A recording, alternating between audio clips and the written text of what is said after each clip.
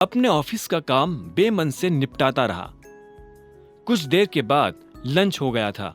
अभिनव उठा और सीधे कैंटीन की तरफ बढ़ने लगा।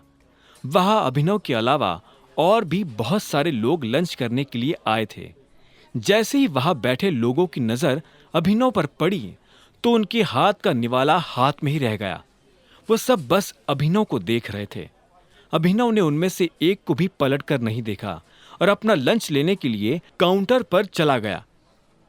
यही है वो आदमी जो आज भी काम पर लेट आया था। और तुम्हें पता है, ये ऑफिस में असिस्टेंट की नौकरी करता है। ये तो जेनी ने इस बारे में अकरम सर को कुछ नहीं बताया, वरना इस आदमी की जॉब चली जाती। अभिनव ने उसे फिर से कोई जवाब नहीं दिया। वो मन ही मन हंस रहा था। उसने बस अपना खाना लिया और टेबल पर जाकर बैठ गया।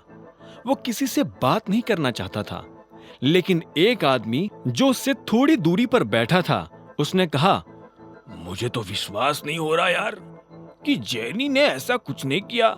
जब मैं 2 मिनट लेट हुआ था तो जेनी ने मुझे सीधा फायर करने की धमकी दी थी, लेकिन ये आदमी पूरे 2 घंटे लेट आया और जेनी ने इसे कुछ नहीं कहा।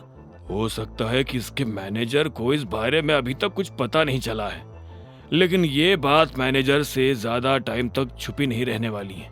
आज नहीं तो कल वो इस लड़के के खिलाफ एक्शन जरूर लेगा, एक दूसरे लड़के ने कहा। तभी अभिनव से एक लड़की ने पूछा, तुम यहाँ पर ऑफिस असिस्टेंट का काम करते हो? अभिनव इस आवाज को सुनते ही पहचान गया था कि ये किसकी आवाज है। ये उसके कॉलेज की साथी कामिनी की आवाज थी। कामिनी भी यही नौकरी करती थी। कामिनी अभिनव के सामने आकर बैठी और बोली, अगर तुम इतनी छोटी सी नौकरी करते हो तो उस दिन तुमने रियूनियन पार्टी में इतना मोटा बिल कैसे चुकाया था? अभिनव ने उसकी बात के जवाब में कहा, अगर तुम भी अपने अगले वर्ल्ड टूर के लिए जाने वाली थी तो फिर यहां नौकरी क्यों कर रही हो? अभिनव के मुंह से ये बात सुन कामिनी एक पल के लिए जम गई थी। उसका मुंह सूखने लगा था। जब उससे अभिनव को देने के लिए कोई जवाब नहीं सूझा तो उसने कहा, फिर भी मैं कम से कम तुमसे तो बेटर पोजीशन पर ही हूं। यह सुनकर अभिनव को हंसी आ गई। उसने खीरे का एक टुकड़ा उठाया और चबाते हुए बोला, तो इसका मतलब तुम इस दिन झूठ बोल रही थी? तुम क्या मुझे ताना मारने का मौका ढूंढ रहे थे?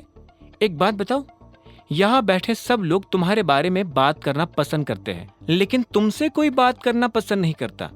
कम से कम मैं तुम्हारे साथ बैठकर खाना तो खा रही हूँ, फिर भी तुम मुझसे इस तरह से बात कर रहे हो।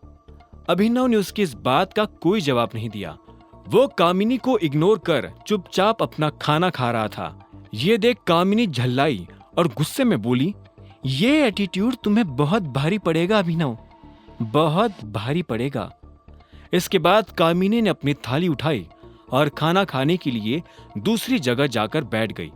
अभिनव को कामिनी के जाने से कोई फर्क नहीं पड़ा। वो फिर से अपने ऑफिस आया और उसने बाकी का काम खत्म करना शुरू कर दिया। तभी अभिनव के फोन पर मैसेज आया। ये मैसेज अलायना का था। उसने अभिनव को लेकर आने वाली गाड़ी की डिटेल्स भेजी थी, जो ऑफिस के गेट पर अभिनव का इंतजार कर रही थी। जैसे ही अभिनव लिफ्ट से निकलकर ऑफिस के दरवाजे से बाहर आया तो उसने देखा कि दरवाजे पर एक महंगी सी गाड़ी खड़ी थी। गाड़ी का ड्राइवर गाड़ी के बाहर खड़ा था।